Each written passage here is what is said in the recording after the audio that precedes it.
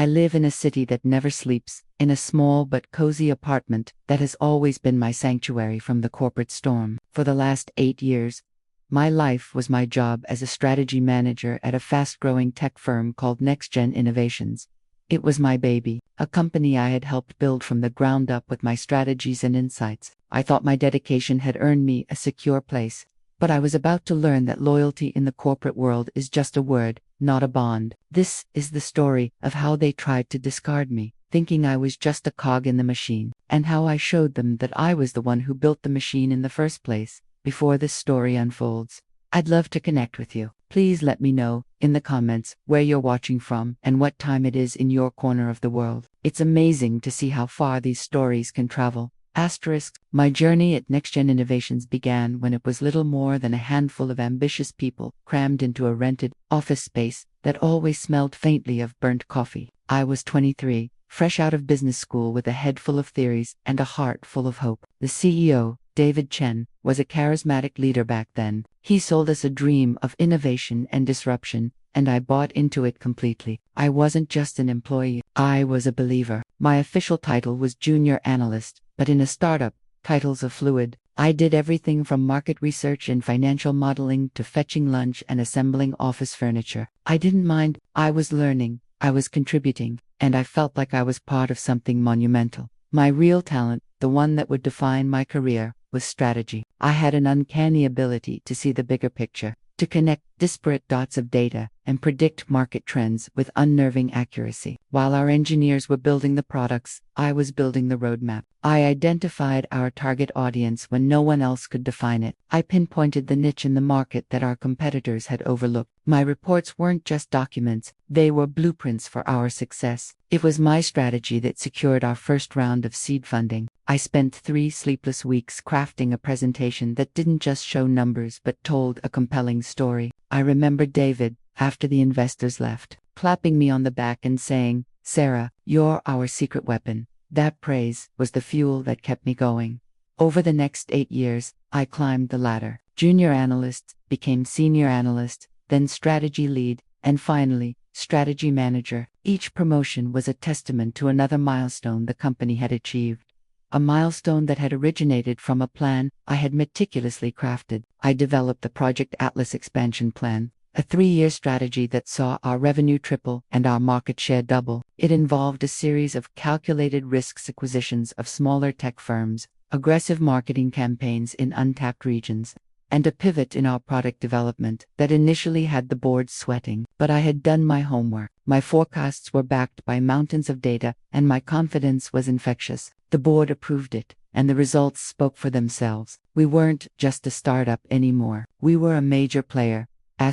Despite my pivotal role, I never sought the spotlight. I was the architect working behind the scenes, content to let others be the face of the company's success. David Chen, our once charismatic CEO, had grown comfortable in the limelight. He was the one on the covers of business magazines, the one giving keynote speeches at tech conferences, speaking about his vision and his strategy. In the beginning, it didn't bother me. A good leader takes the credit but shares the victory, I told myself. But over time, the sharing part faded. My name was rarely mentioned in those interviews. My contributions were summarized as the work of a brilliant team he had assembled. One of the people who was very much in the spotlight was Mark Jensen, the sales director. Mark was everything. I wasn't slick, charming, and a master of office politics. He was a phenomenal salesman. I couldn't deny that. He could sell ice to a penguin, but his talent lay in execution, not creation. He was the one who closed the deals that my strategies made possible. He would take my market analysis, repackage it into a glossy sales pitch, and present it as his own brilliant insight. We were like a silent partnership, only he was the one getting all the applause and the hefty commissions. He saw me not as a collaborator, but as a stepping stone. He would often forget to invite me to meetings with key clients, only to present my work and claim it as a product of his department's proactive market engagement.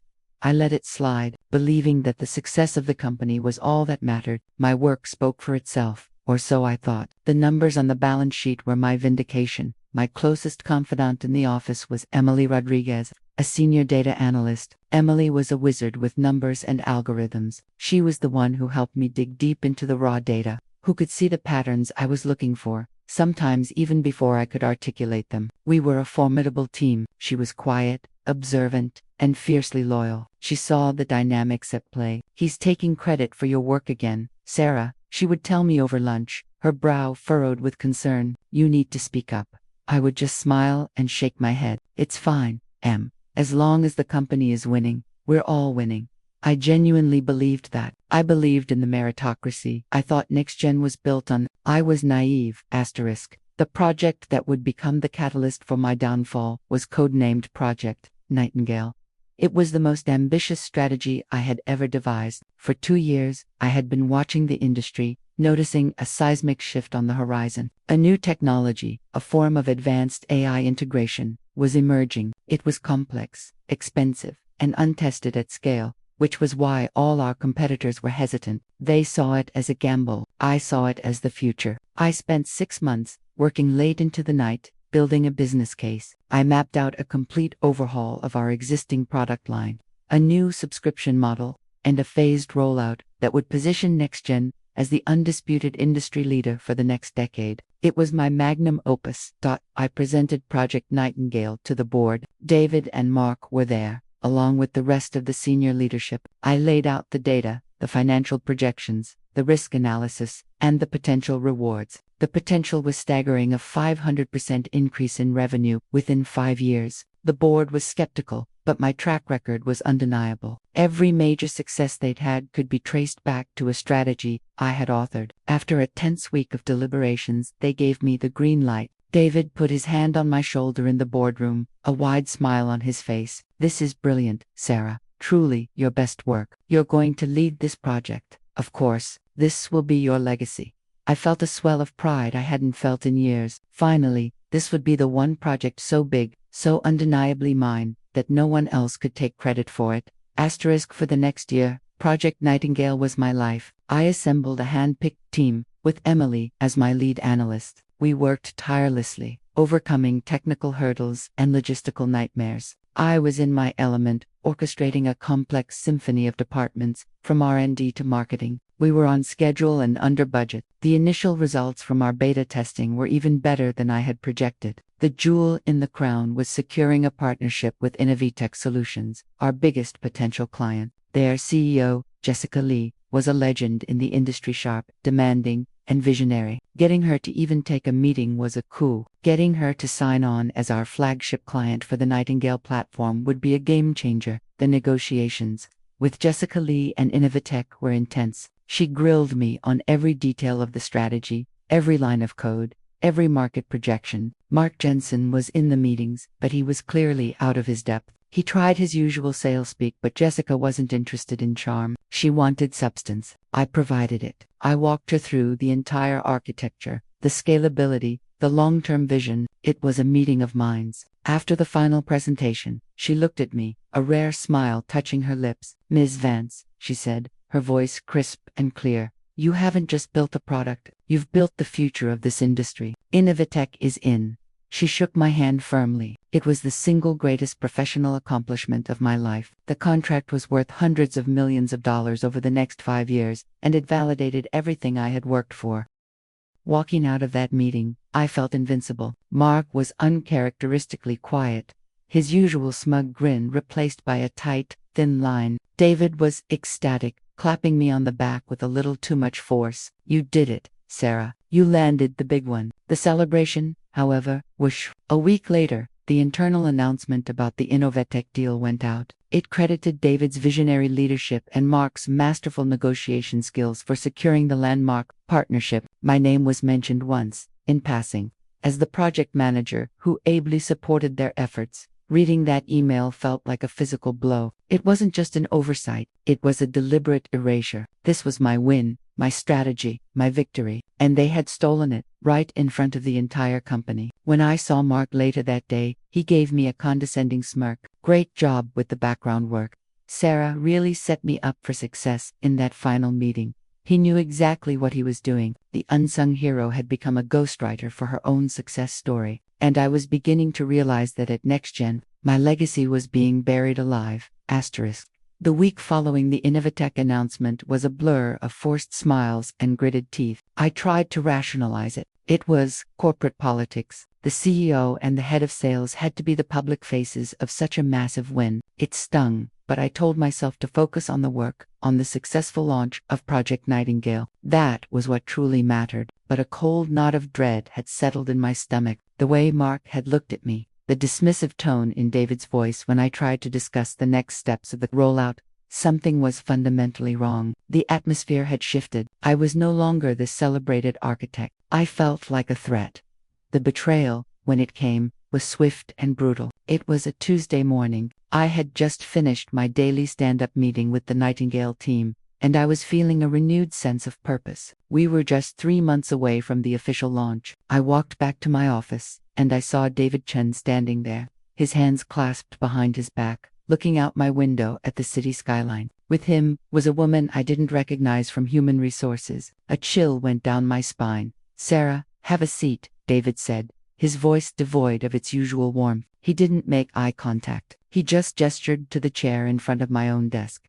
I sat down, my heart starting to hammer against my ribs. The HR woman offered a tight, professional smile that didn't reach her eyes. "Sarah," David began, finally turning to look at me, his expression unreadable. "As you know, the company is moving in a new, dynamic direction, especially after securing the Innovatech contract. We are restructuring to optimize our operations for this next phase of growth." I nodded slowly, confused. "Okay, I'm ready. What's the plan?" "The board and I have decided that we need a different kind of leadership for the sales and strategy division moving forward," he continued, the words sounding rehearsed. "Someone with a more aggressive, sales-focused approach to capitalize on the momentum we have." He paused, taking a breath. "Therefore, we've decided to eliminate the strategy manager position. Your role is being made redundant, effective immediately." The words hung in the air, thick and suffocating. Redundant. My role, the role I had created, defined, and excelled in for 8 years, the role that had been the very backbone of the company's growth. It didn't make any sense. "Redundant," I finally managed to say, my voice a hoarse whisper. "David, I built the strategy that created this momentum. Project Nightingale is my plan. The launch is in 3 months. Yes, and we thank you for your service." The HR woman cut in smoothly, sliding a thick folder across the desk towards me. "NextGen has prepared a generous severance package for you, contingent on the signing of a non-disclosure and non-compete agreement." I ignored the folder. I was looking at David, searching for any sign of the man I had respected for nearly a decade. I found none. His eyes were cold, distant. "David, why?" I asked, the professional shock giving way to a raw, personal sense of betrayal. "It's just business, Sarah," he said, shrugging slightly. "Mark Jensen has shown tremendous initiative and a keen understanding of the market. We're promoting him to a new role, Chief Strategy and Sales Officer. He will be taking over the final stages of the Nightingale launch." And there it was. Mark. It all clicked into place. The stolen credit, the condescending smirks, the quiet conversations with David I had seen but dismissed. He hadn't just taken credit for my work. He had used it to take my job. He had convinced David that he was the visionary, and I was just a backroom analyst who was no longer needed now that the real work of selling had begun. He had positioned me as a relic of the company's past, not a leader for its future.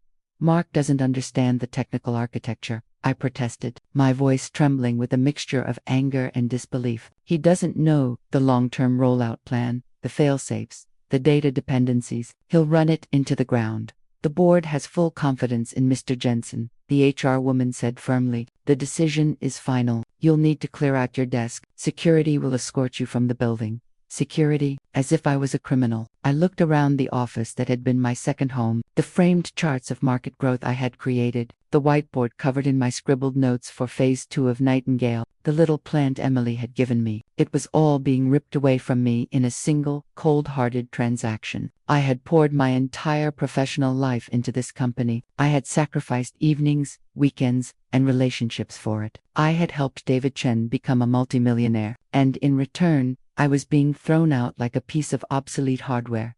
They gave me a cardboard box. As I packed my personal belongings, my colleagues walked past my glass-walled office, their eyes averted. No one made eye contact. No one said a word. Fear is a powerful silencer in the corporate world. They all knew what was happening was wrong, but no one wanted to be next. The only person who dared to meet my gaze was Emily. She was standing by the coffee machine, her face pale with shock, tears welling in her eyes. I gave her a small, sad shake of my head, a silent message: don't do anything stupid. As the security guard, a man named Frank, who had always greeted me with a warm smile, walked me to the elevator, Mark Jensen stepped out of his office. He was wearing a new, ridiculously expensive-looking suit. He stopped and watched me, a triumphant, predatory glint in his eyes. He didn't even try to hide his satisfaction. He just stood there, letting me see him savoring his victory. That look, more than anything else, is what extinguished the last embers of my shock and ignited a cold, hard flame of fury in its place. He hadn't just won, he wanted me to know I had lost.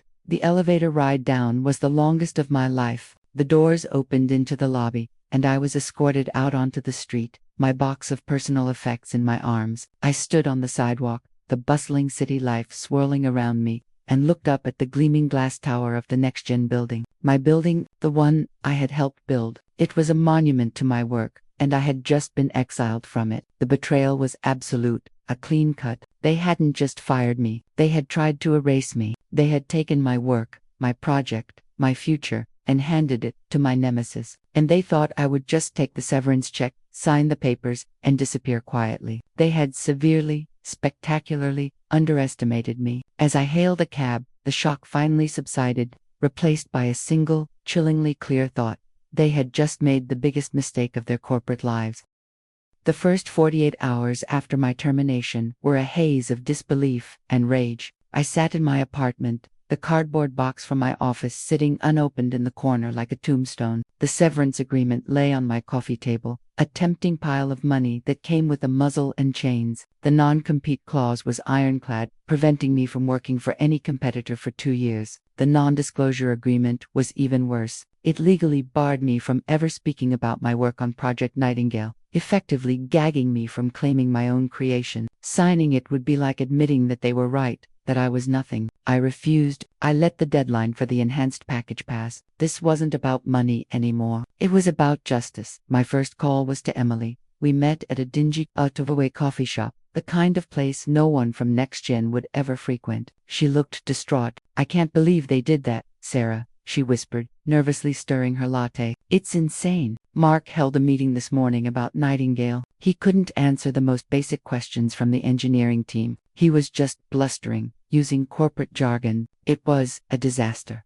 "I know," I said, my voice calm, almost unnervingly so. The rage had cooled and hardened into something more focused, more dangerous: resolve. "Emily, I need your help. But I have to be clear. If you help me, you could lose your job." She looked me straight in the eye, her fear replaced by a flicker of defiance. "They've destroyed the culture of that place. David is just a figurehead now, and Mark is a snake. What do you need?" "I need information," I said, leaning forward. "When I designed the architecture for Nightingale, I built in several diagnostic backdoors for the data analytics team. They're for monitoring performance and running stress tests. David and Mark don't know about them. They wouldn't understand them even if they did. I need to know what's happening inside that system." For years, I had preached the importance of data integrity and security. Now, I was about to exploit the very systems I had designed. But this wasn't hacking. I wasn't breaking in. I was using the tools I had created. Tools that technically still granted access to a generic strategy and analytics user profile that I had built for my team. They had terminated my personal access, but in their haste to get rid of me, they had forgotten about the systemic permissions. It was a long shot, but it was the only one I had. "The backdoors are tied to a series of encrypted data streams," I explained, sketching a diagram on a napkin. "I need you to access the server logs. Look for any anomalies, any unusual data packets being routed to external IP addresses. Specifically, look at the financial modeling modules within Nightingale." That was Mark's domain before. Well, before. Emily nodded, understanding immediately. "You think he's dirty. I think he's arrogant," I corrected her. "And arrogant people get sloppy." For the next week, I lived a nocturnal existence. I spent my days reading up on corporate law, and my nights communicating with Emily through encrypted messaging apps. She was my eyes and ears inside the company. Every night, she would send me encrypted log files. At first, it was nothing, standard system traffic. But then, on the 8th night, we found it, a tiny, almost insignificant anomaly, a recurring data packet, just a few kilobytes in size, being sent every evening at precisely 11 p.m. to an IP address that didn't belong to any of NextGen's known servers or partners. It was a digital bread alone. It meant nothing, but it was a thread, and I started to pull on it. I spent hours tracing the IP address. It was routed through a series of anonymous proxies, a clear attempt to hide its origin. But the person who set it up had made a mistake, a small one, but a mistake nonetheless. One of the proxy servers had a momentary lapse in its security protocol, and for a split second, the true destination IP was visible in the logs. It led to a server registered to a holding company in the Cayman Islands, a shell corporation.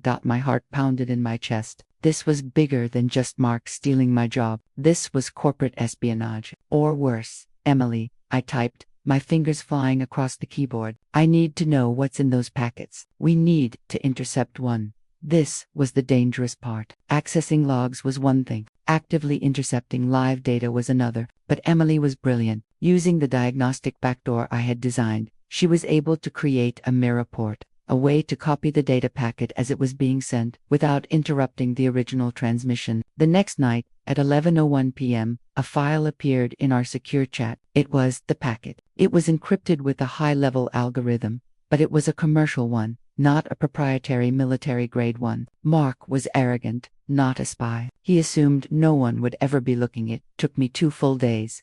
Running decryption software on a powerful set of networked computers I rented anonymously online, but I finally broke it. And what I found made my blood run cold. The packet contained a snippet of code. It was a fragment of the core algorithm from Project Nightingale, specifically the predictive analytics module that was its most valuable and revolutionary component. It was the secret sauce, the part of the program that made it so powerful. But it wasn't just the code. It was accompanied by a set of financial data, sales figures, profit margins, and client acquisition costs, all subtly altered. They were slightly deflated, making Project Nightingale look less profitable than it actually was. I fell back in my chair, the pieces of the puzzle clicking into place with sickening clarity. Mark wasn't just stealing my job. He was systematically leaking our most valuable intellectual property, and he was manipulating the financial data to sabotage the project from within. But why? To what end? It didn't make sense to devalue the very project he was now in charge of, unless he wasn't working for NextGen's benefit. I went back to the logs, searching for anything else, any other clue. I started looking at Mark's corporate email and calendar, which Emily was able to grant me access to through a system administrator account she had borrowed. Most of it was mundane, but I found a series of deleted calendar appointments. They were for lunches and dinners at discreet high-end restaurants. The attendee was always the same, DC. My first thought was David Chen, but that didn't fit. Why would he meet his own employee in secret? Then I realized DC wasn't a person. It was a company. I did a quick search for tech companies with those initials, and there it was. Dynacore Corporation, our biggest and most ruthless competitor. The final piece of the puzzle was an audio file Emily found buried deep in the server's temporary files. It was a recording of a video conference call that had been automatically saved. Mark must have forgotten to delete it. The quality was poor, but the voices were clear. It was Mark Jensen and the CEO of Dynacore, and they were discussing the final details of a deal. The algorithm is performing even better than we expected, the Dynacore CEO said. Once we have the full source code, we can integrate it into our platform and launch before NextGen even gets off the ground. You'll have it, Mark's voice replied, smooth and confident. The day I'm officially announced as CEO, David is already planning his retirement. He thinks he's leaving the company in capable hands. He has no idea he's handing it to you on a silver platter.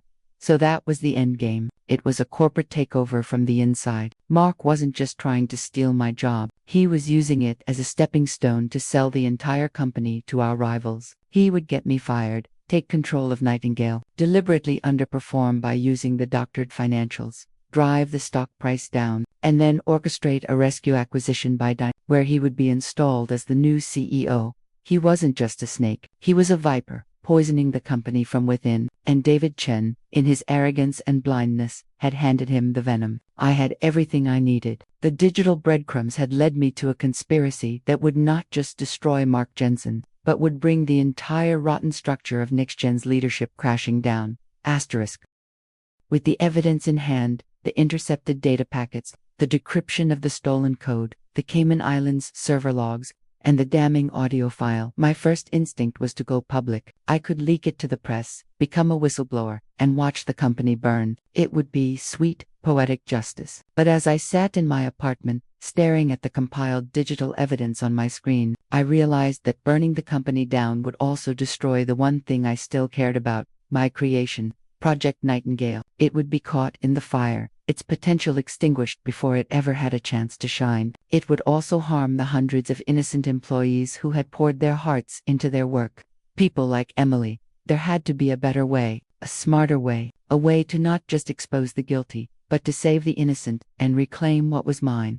My plan began to form, not as a simple act of revenge, but as a complex strategic maneuver, the kind I used to design for NextGen. The key to the entire puzzle was not David Chun or Mark Jensen. It was Jessica Lee, the formidable CEO of Innovate Solutions. Her company was the flagship client for Project Nightingale. Her massive contract was the entire justification for the company's current valuation and future hopes. If Innovatech pulled out, NextGen stock would plummet overnight, making it ripe for the hostile takeover Mark was planning. But if Jessica knew the truth, she would be furious. She hadn't invested in a product. She had invested in a vision. My vision, getting a meeting with one of the most powerful CEOs in the tech industry. When you're an unemployed, redundant manager is next to impossible. Her gatekeepers were legendary. So I didn't go through the front door. I went through a side entrance I had discovered during our negotiations. I remembered Jessica mentioning her passion for a small, nonprofit foundation that promoted STEM education for young girls. I found the charity's upcoming annual fundraising gala. It was exorbitantly expensive. But I used a chunk of my savings, my severance money that I hadn't taken, but my final paycheck to buy a ticket. It was a gamble. But it was the only way I could guarantee getting a few minutes of her undivided attention. 3 nights later, I was standing in a lavishly decorated ballroom, surrounded by the city's tech elite. I felt completely out of place in my rented gown, but I kept my focus. I spotted Jessica near the silent auction tables, engaged in a conversation. I waited patiently, my heart pounding, until there was a lull. Then, I walked up to her. "Ms. Lee," I said, my voice steady despite the adrenaline coursing through me. "Sarah Vance. We worked together on the Project Nightingale proposal." She turned, her sharp eyes appraising me. A flicker of recognition crossed her face. "Ms. Vance, of course. I was surprised to hear you had left NextGen. Your insights were ... pivotal.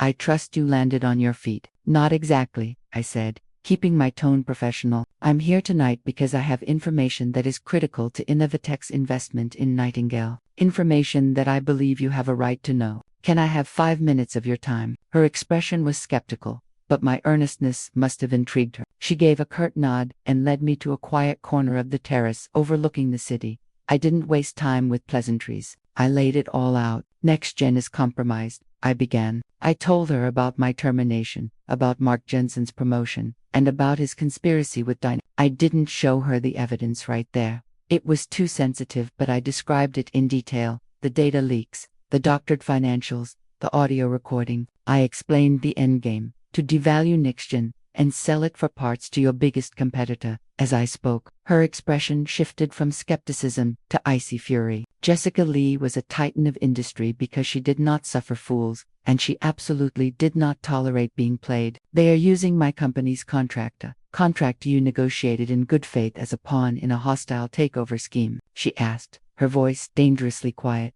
"Yes," I confirmed. "They believe you are locked in, but I reviewed the contract we signed. I built in a specific clause, Section 7B, the key person provision. It states that if the lead strategist on the project that's no longer with the company, Innovatech has the right to review and potentially terminate the agreement within 90 days. We are on day 47.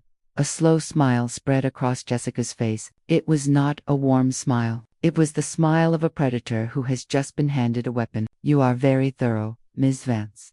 "Now for my proposal," I said, taking a deep breath. This was the moment of truth. "Don't terminate the contract. Not yet, that's what they expect. Instead, I want you to make I've formed a new consulting firm. A firm of one.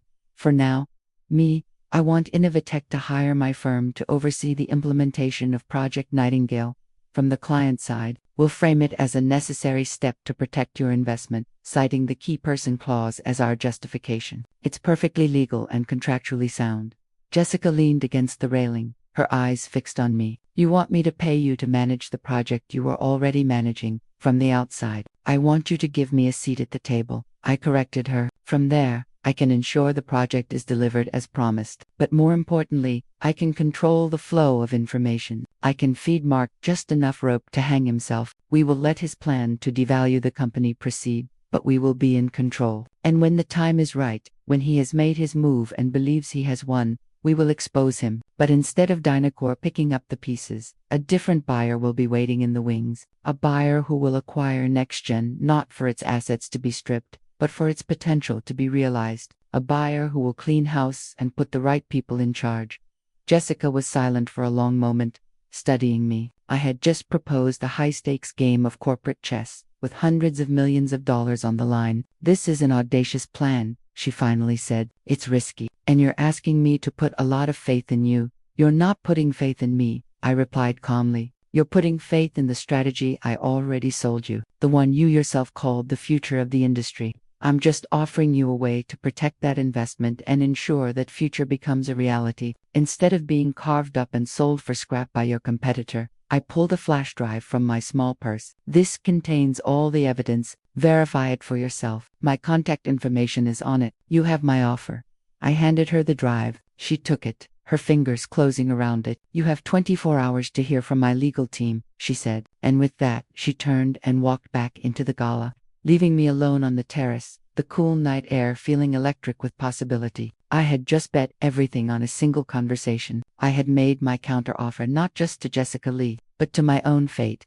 The call from Innovatech's legal team came in just under the 24-hour mark. It was a crisp, no-nonsense conversation. They had verified the evidence on the flash drive. They confirmed that my interpretation of the key person clause was sound. Jessica Lee was on board. My one-woman consulting firm, which I had hastily registered online and named Vance Strategic Solutions, was officially retained by Innovatech. My first invoice was for a sum that made my head spin, a clear signal from Jessica that she was not just a client, but a patron, an ally. The first domino fell the next morning. NextGen received a formal, legally binding letter from Innovatech. It was a masterpiece of corporate legalese, drafted by Jessica's top lawyers. It invoked Section 7B, expressing grave concerns over the departure of the project's key architect. It stated that to ensure the integrity and successful deployment of Project Nightingale, Innovatech was exercising its right to embed an independent consulting firm to oversee the project's final stages. The letter named the firm Vance Strategic Solutions, and it named the consultant Sarah Vance.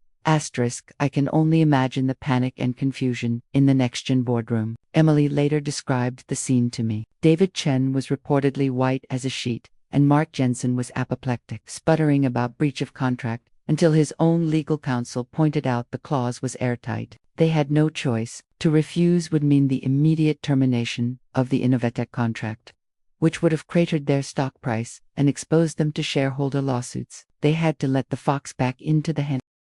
My return to the NextGen building was one of the most satisfying moments of my life. I wasn't being escorted by security with my life in a cardboard box. I walked in through the front doors, dressed in a sharp new suit, with an Innovatech visitor's badge that gave me sweeping access. I was no longer an employee they could fire. I was a consultant representing their billion-dollar client. I was untouchable. The first meeting was in the main boardroom. David and Mark were there, along with the entire senior leadership team. The tension was so thick you could cut it with a knife. Mark tried to take control, starting the meeting with his usual blend of jargon and bluster. I let him talk for about 5 minutes. Then, I cleared my throat. "Thank you, Mark," I said, my voice calm and authoritative. "But as the representative for Innovatech, I'll be setting the agenda for these oversight meetings from now on." I looked around the room, making eye contact with each person. "My only concern is the successful launch of Project Nightingale, as per the original specifications and timeline. Anything that deviates from that plan will be noted in my weekly report to the Innovatech board." The shift in power was palpable. I had effectively taken control of my own project again. Mark was furious, but he was trapped. He had to proceed with his plan to sabotage the project. But now he had to do it with me, watching his every move. It was a delicious irony. For the next 2 months, we played a careful game of cat and mouse. I used my position to protect the project. I reassigned key engineers Mark had tried to sideline. I corrected the revised budget numbers he presented. Using my own original, accurate projections, I documented every decision, every delay, every suspicious action he took. Each report I sent to Jessica Lee was another nail in his coffin. Meanwhile, Mark continued to leak the doctored financials and snippets of code to He was accelerating his timeline, getting sloppy. He believed the falling internal performance metrics he was manufacturing would force the board's hand. He was creating a crisis that he and Dynacor could then swoop in and solve. The second domino was prepared by Jessica and me. While I was keeping Mark busy inside NextGen, Jessica was working her magic outside. She arranged a series of quiet off-the-record meetings with a select group of NextGen's largest institutional shareholders. She presented them with a sanitized version of the situation, not the full story of the corporate espionage, which would have triggered a market panic, but enough to raise serious alarms. She spoke of gross mismanagement, a lack of strategic direction following my departure, and the significant risk to the Innovitic contract. She didn't have to say much. The shareholders were already nervous about the stock's recent sluggish performance. Jessica just gave their fear a name. Then, she planted an idea. She mentioned a private equity firm known for its ethical turnarounds, a firm called Phoenix Holdings. She suggested they were the kind of stable, long-term partner a company like NextGen needed to realize its potential. What she didn't mention was that Phoenix Holdings was a firm with which she had a very close and long-standing relationship. The third and final domino was the most critical. We needed to let Mark make his move. The signal came in the form of an article, which Jessica's PR team discreetly planted in a major financial news publication. The article painted a grim picture of NextGen, citing anonymous insider sources who worried about the viability of Project Nightingale and the company's future. The stock dipped 15% in a single day. This was the moment Mark had been waiting for. The blood was in the water. That afternoon, Dynacor made its official, unsolicited offer to acquire NextGen Innovations at a price that was just barely above its currently depressed market value. It was a lowball offer, an insult, but one that Mark would present to the board as a lifeline. The emergency board meeting was called for the following Friday. Mark was confident. He had the crisis, he had the solution, and he had the CEO, David Chen, completely under his thumb. He believed he was just one meeting away from seizing his kingdom. He had no idea that the entire game was a setup, and he wasn't the player. He was the pawn. I had a formal invitation to that board meeting, in my capacity as Innovatech's representative, and I was ready. The dominoes were lined up, and I was about to give the first one a gentle push. The atmosphere in the NextGen boardroom on that Friday morning was funereal. The long mahogany table reflected the grim faces of the board members. David Chen sat at the head of the table, looking aged and weary. Mark Jensen, by his side, was a study in feigned solemnity, barely concealing the triumphant smirk that played at the corners of his mouth. I took my seat at the far end of the table, an observer representing the client whose contract was the subject of this entire crisis. I was silent, my laptop open in front of me, a single encrypted file on the desktop.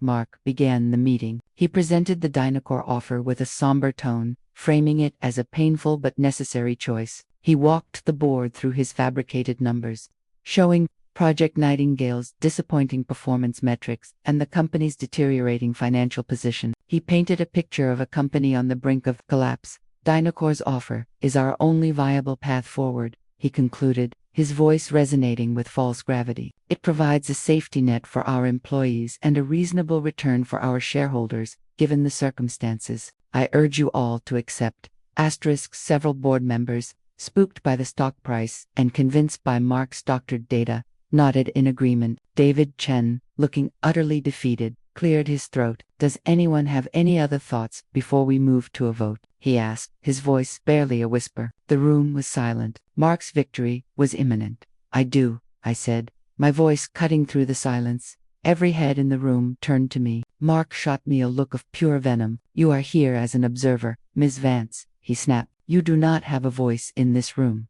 On the contrary, Mr. Jensen, I replied, my gaze level. As the representative of your largest client, A client whose contract you are about to sell to your biggest competitor. I believe my voice is the most important one in this room. I turned my attention to the board. Before you vote to sell this company for pennies on the dollar, there is some information you need to see. I connected my laptop to the large screen at the front of the room. Mark is right about one thing, I said, as the file opened. The company is in a crisis, but it's a crisis of his own creation. The first thing I displayed was the server log, showing the nightly data packet being sent to the anonymous IP address. Then, the trace that led to the Cayman Islands Shell Corporation. I could see the color draining from Mark's face. For the past several months, I explained, NextGen's most valuable intellectual property, the core algorithm of Project Nightingale, has been systematically leaked to an outside party.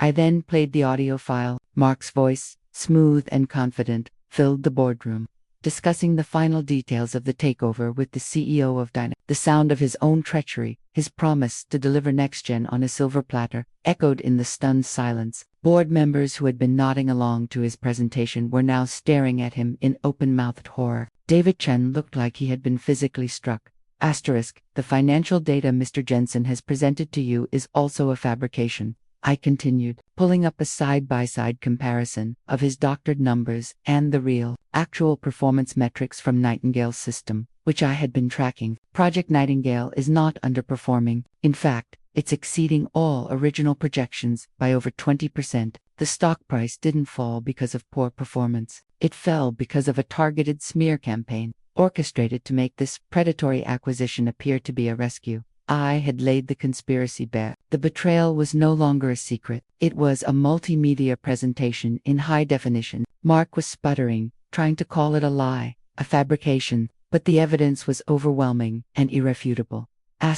David Chen finally found his voice. It was a choked, strangled sound. He looked at Mark, the man he had trusted, the man he had promoted over me. The sense of personal betrayal was written all over his face. Mark, how could you? But I wasn't finished. The Dynacore offer is now off the table, I announced, turning back to the board, because I have already forwarded this entire evidence package to their board of directors and general counsel. I suspect their CEO will have his own legal problems to deal with shortly. Your lifeline is gone.